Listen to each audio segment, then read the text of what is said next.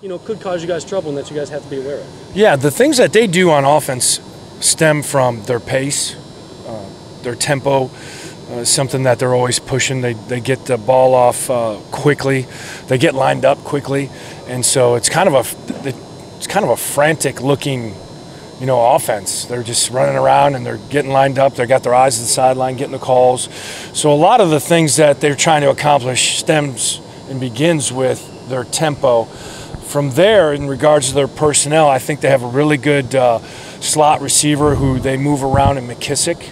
He'll give you some problems. Their backs are good backs, just good quality players.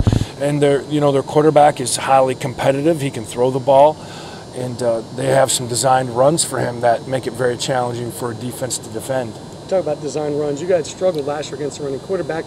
Sunday, you had to be pretty pleased with how you guys handled a running quarterback. I did, yeah. I was very pleased. I thought the kids did an outstanding job for the amount of freshmen that played in that game and what they were able to handle. I mean, they threw the kitchen sink at them. They were an empty and motioned back into the backfield, and they were an empty and they were motioning, faking the ball and throwing passes, and I thought our guys did a really good job in the first ball game of handling that.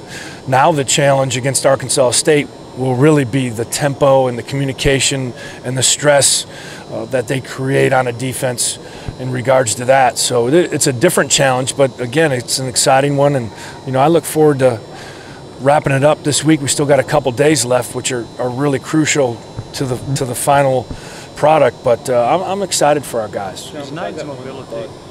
I'm sorry, go ahead, Paul. That one bust that on the touchdown. Well, that wasn't a bust. J. Cole was he was in the right spot. The guy went up and made a play.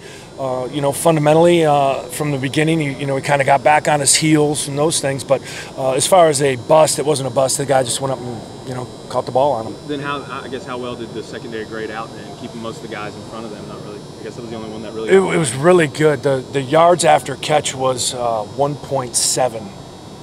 I take that back, 2.7. So it was really good.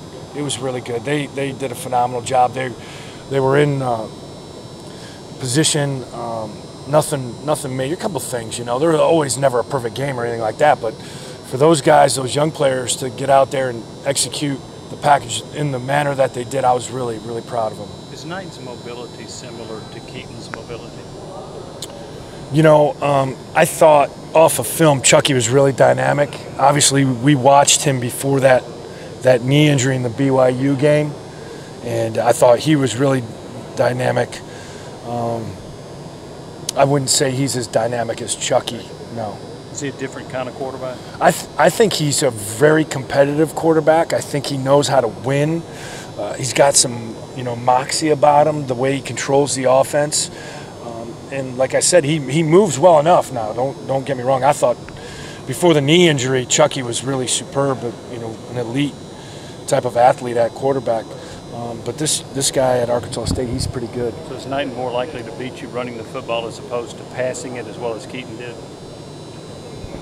It'll depend on their game plan and what they really want to try and accomplish. Some of the designed quarterback runs, if they say, hey, we're going to run this guy, it can give us some problems because that's the equalizer. Now, I don't know if their thought would be, hey, I want to run our starting quarterback in a non-conference game against Tennessee. I don't know what they're thinking in regards to that. But if they did choose to run him, yeah, it would be very challenging. John.